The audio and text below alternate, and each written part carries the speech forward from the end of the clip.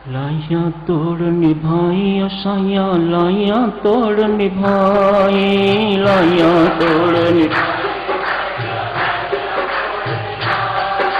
लाया तोड़ निभाई साया, लाया तोड़ निभाई, लाया तोड़ निभाई साया,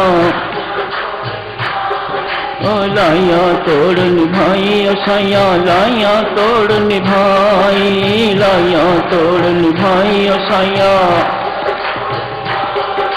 लाया तोड़ निभाई साया, लाया तोड़ निभाई, लाया तोड़ निभाई साया,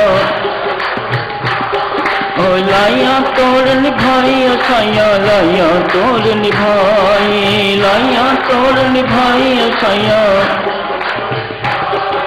लाया तोड़ निभाई साया, लाया तोड़ निभाई, लाया तोड़ निभाई साया, लाया तोड़ निभाई साया, लाया तोड़ निभाई, लाया तोड़ निभाई साया, लाया तोड़ निभाई, लाया तोड़ निभाई साया, लाया तोड़ निभाई, लाया तोड़ निभाई साया, लाया तोड़ निभाई साया, लाया तोड़ निभाई, लाया तोड़ निभाई साया, लाया, लाया तोड़ निभाई साया, लाया तोड़ निभाई, लाया तोड़ निभाई साया, लाया तोड़ निभाई साया, लाया तोड़ निभाई, लाया तोड़ निभाई साया, लाया तोड़, लाया तोड़ निभाई साया, लाया तोड़ निभाई, लाया तोड़ निभाई साया, लाया तोड़ निभाई, लाया तोड़ निभाई साया, लाया तोड़ निभाई।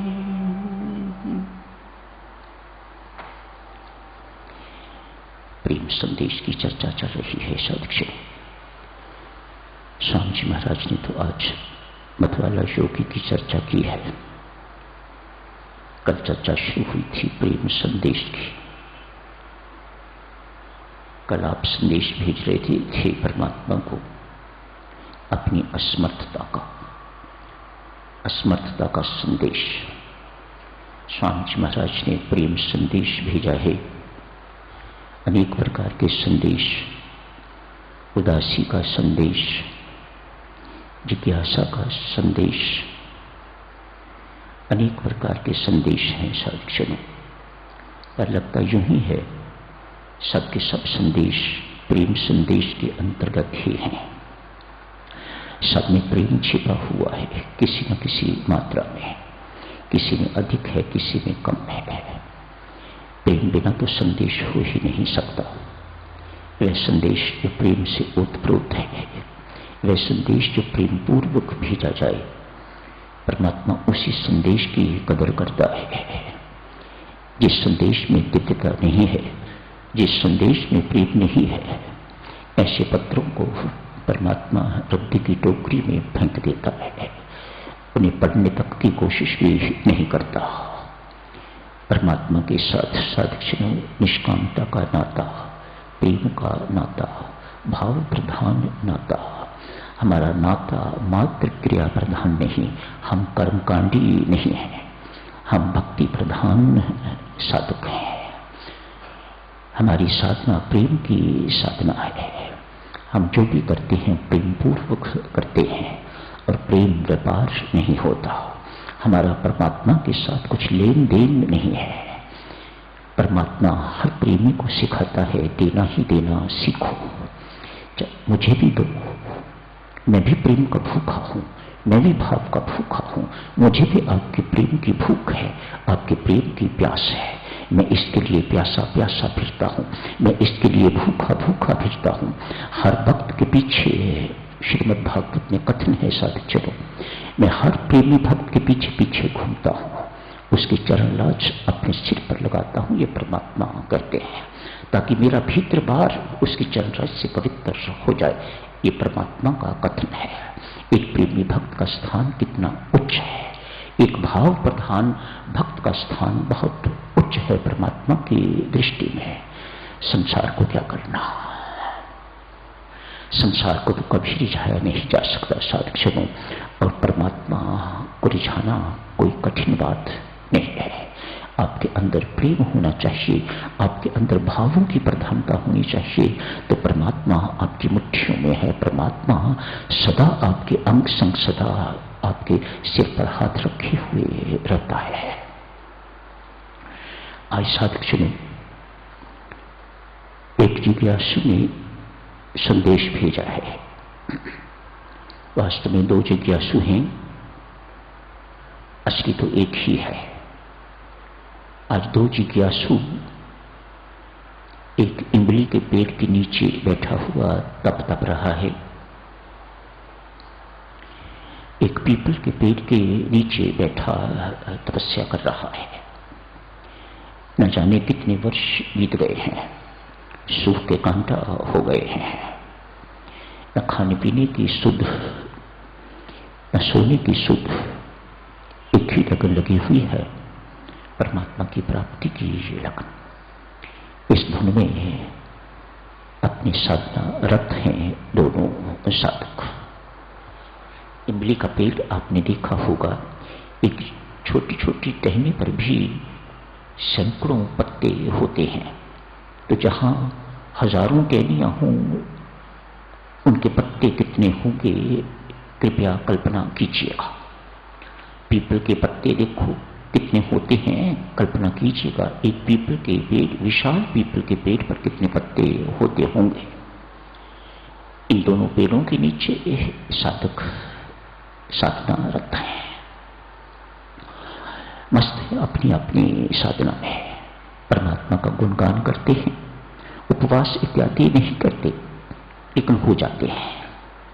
वहां कभी खाने को मिलता है, कभी खाने को नहीं मिलता, अपने आप हो जाते हैं, लेकिन मन से उपवास इत्यादि की कोई इच्छा नहीं है, तप करने की भी कोई इच्छा नहीं है, लेकिन तप हो रहा है। परमात्मा हर ऐसी क्रिया को जहां उसे लगे कि ये मेरे लिए साधक कष्ट सहन कर रहा है, परमात्मा उसे तप मानता है।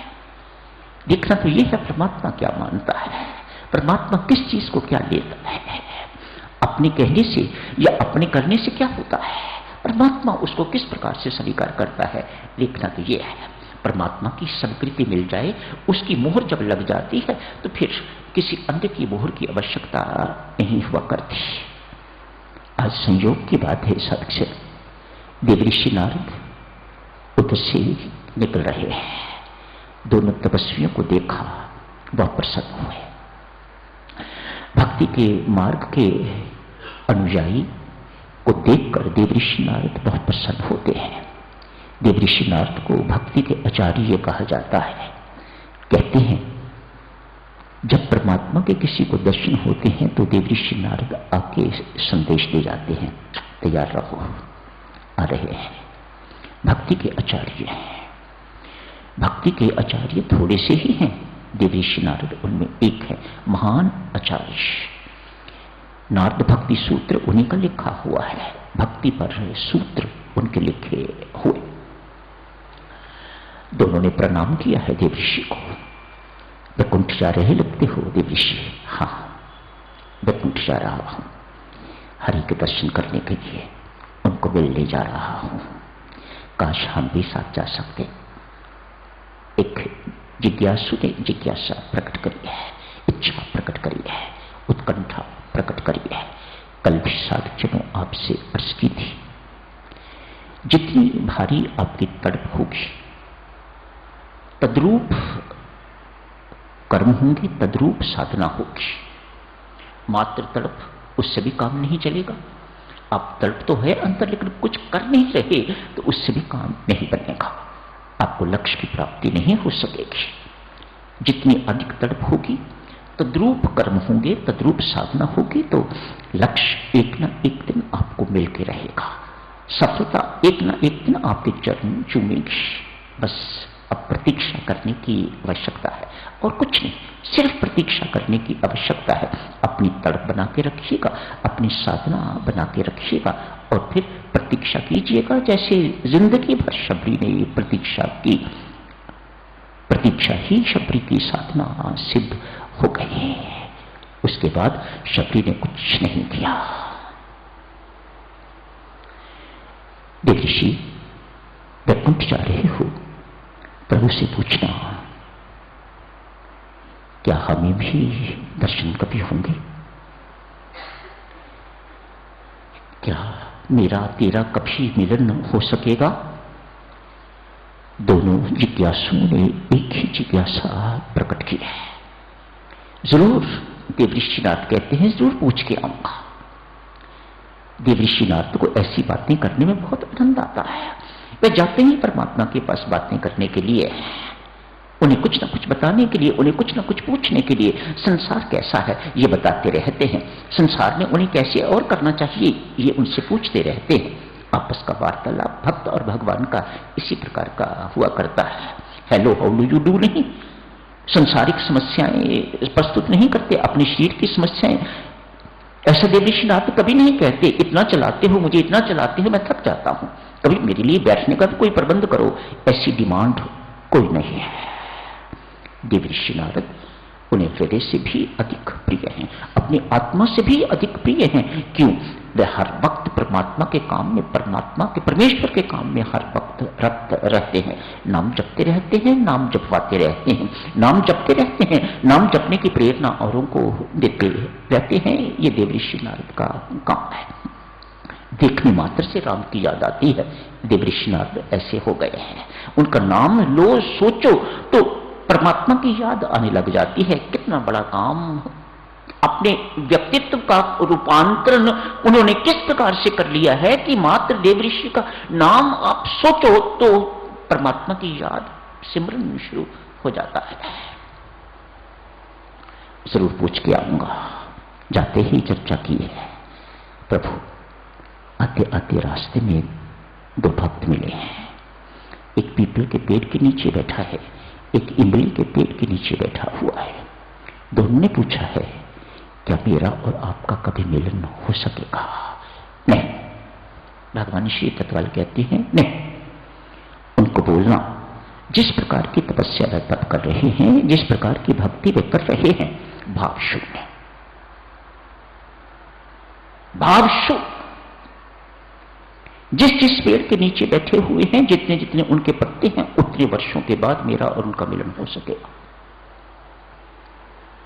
देवऋषि नारद के पांव की जमीन मानो हिल गई।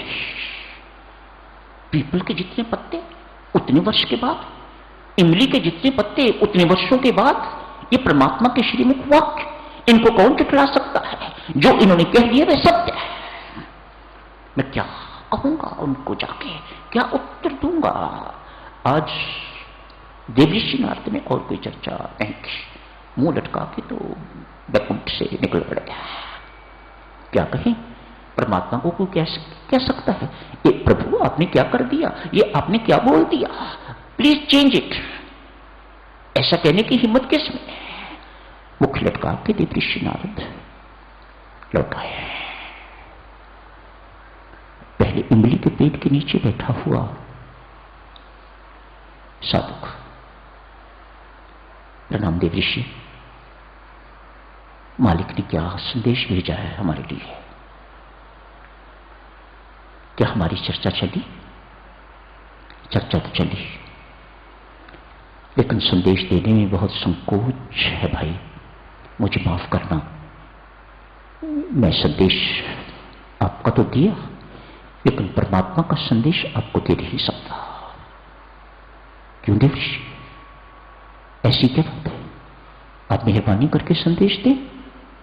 कहा, जिस पेड़ के नीचे बैठे हुए हो, जितने पत्ते उसके उतने वर्षों के बाद मेरा और उस भक्त का मिलन होगा। कच्चा भक्त था, अतएव निराश, कौन इतने वर्ष तक इंतजार करेगा? वह जिसके लिए सब कुछ छोड़ा, जिसके लिए सब कुछ छोड़ के बैठे हुए हैं, जिसके लिए इतना तप तपा, मानो उल्हाना देने वाला भक्त है। ऐसे भक्तों को कच्चे भक्त कहा जाता है, ऐसे भक्तों को परिपक्व भक्त नहीं कहा जाता। भक्ति में उल्हाना यही है, भक्ति में स्वीकृति ही स्वीकृति है। जो तूने मालिक दिया वह प्रसाद है, और प्रसाद के अतिरिक्त कुछ नहीं है। रुलाना नहीं है, शिकवा शिकायत नहीं है, बिल्कुल छोड़ दिया सब कुछ। आज के बाद भक्ति नहीं करूंगा। देवऋषि नारद वहां से भी मूरत का के निकल गए। एक्सपेक्टेड ही था, कौन इतने वर्ष इंतजार करेगा। भूखे प्यासे अकेले, रहने की कोई जगह नहीं, पेड़ के नीचे दिन रात, कोई दीपक इत्यादि नहीं, कोई कुछ नहीं, इतने वर्ष कौन इंतजार करेगा। मानो देवऋषि नारद भी इस बात से थोड़े सहमे हुए अगले साधक के पास गए। पीपल के पेड़ के नीचे बैठा हुआ है साधक। यही प्रश्न किया देवऋषि नारद, प्रणाम प्रभु, क्या मेरी चर्चा हरि के दरबार में वैकुंठ में हुई थी? हां हुई थी। भक्त अति प्रसन्न है।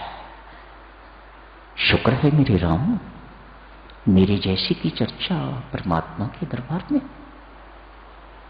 अति आनंदित।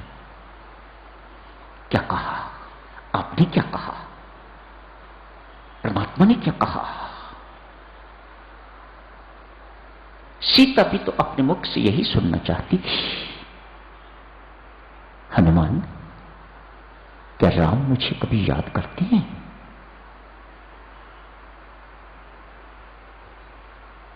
राधा ने भगवान श्री कृष्ण के लिए संदेश भेजा, कहना तेरी राधा तेरे बिन सुख के इस प्रकार से कांटा हो गई है, इतने आंसू बहाए हैं तेरे बिना राधा ने कि यमुना का पानी दुगना हो गया है। एक बार अपने मुख से कह दो तुम ब्रज लौट के आओगे, एक बार अपने मुख से कह दो कि तुम राधा को कभी याद करते हो, तो ये मुई राधा जिंदा हो जाएगी। मानो भक्त के मन में ये बड़ी भावना हुआ करती है, जैसे शिष्य के मन में भावना होती है, गुरु हमें याद करता है कि नहीं करता, क्या हमारे लिए गुरु ने कुछ पूछा है कि नहीं पूछा। आज यही बात ये भक्त देवऋषि नारद से पूछ रहे हैं। कहा भाई चर्चा तो हुई, लेकिन जो भगवान ने कहा मैं बता नहीं सकता। क्यों नहीं बता सकते? सहर्ष बताओ, भगवान का संदेश है, जो कुछ भी है मुझे शिरोधार्य है। कहा तो सुनो। कहा जितने इस पेड़ के पत्ते हैं इतने वर्षों के बाद मेरा और तेरा मिलन होगा। वाह राम, वाह राम, तेरे मुख से निकले शब्द मानो अक्षरशः सत्य होंगे। तूने दिन निश्चित कर दिया मेरे और अपने मिलन का। जितने पत्ते हैं उतने वर्षों के बाद तूने निश्चित कर दिया कि मेरा और तेरा मिलन होगा। हमें तो पता ही नहीं है, किसी को पता ही नहीं है, लेकिन मेरे लिए तो दिन निश्चित कर दिया। इतनी खुशी में नाचा, इतनी खुशी में नाचा, अपना देश बाप सब कुछ भूल गया। इतना नाचा, इतना नाचा, देवऋषि नारद के से भी रहा ना गया। देवऋषि नारद ने भी साथ ही साथ नाचना शुरू कर दिया। दोनों नाच रहे हैं, कीर्तन कर रहे हैं, भगवान का नाम संकीर्तन गुणगान कर रहे हैं। क्या देखते हैं? भगवान श्री सामने खड़े हैं। देवऋषि नारद ने चरण पकड़े। आपने तो कहा था जितने पेड़ के पत्ते उतने वर्षों के बाद दर्शन देंगे। क्या हो गया कि आप आज ही आ गए हो? भगवान ने तत्काल कहा। उस वक्त इसकी भक्ति भावना शून्य थी। इस वक्त इसकी भक्ति में भाव की इतनी प्रधानता है कि मेरे से रहा ना गया।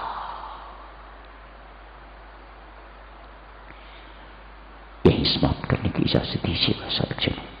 अति शुभकामनाएं सबको।